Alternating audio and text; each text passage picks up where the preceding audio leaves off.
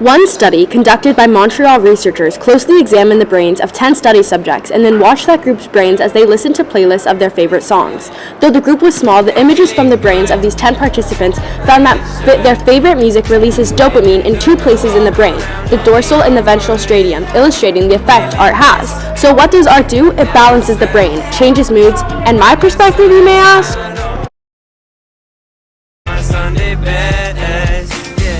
Every day can be a better day despite the challenge. Spotify is in full damage control mode these days, trying to stop the exodus of musicians who are leaving the streaming service.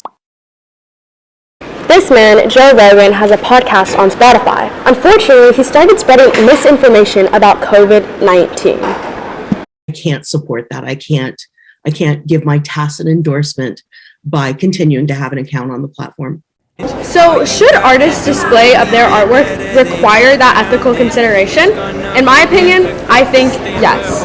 Because if you're supporting brands and businesses that do these things and that support other people like Joe Rogan, then you are funding that and you are supporting that as well.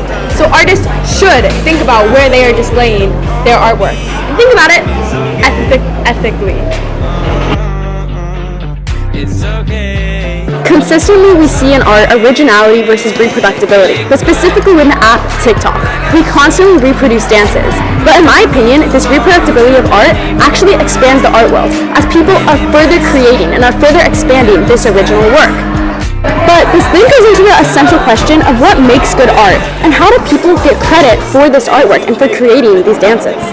Feel surrounded. Gotta give your feet some gravity to get you grounded. When I first saw this image, my personal perception of it was a beautiful sky. He loves the evening, he loves sunsets. This could be the village that he lives in. However, after doing more research into it, his explanation of it, Van Gogh, it was a painting in June of 1889, and it depicts the view from the east-facing window of his asylum room at Saint-Rémy-de-Provence. And this was just before sunrise, and it has the addition of an imaginary village. This shows the deeper meaning behind it. So, can art be explained? I think that in some situations, the explanation of art comes from the artist itself, but it also comes down to the perspective of the audience and their personal opinion on it. This is Andy Warhol's Can of Soup. Some argued that the work was an odd but intelligent criticism of mass production about capitalism, while others saw it as a more comforting wall of soup more about America and post-war options and prosperity. However, some saw it as a mockery to art. So this leads into essential questions. What makes good art, and how can art be assessed? Again, representing the societal progress and disagreement on what art is.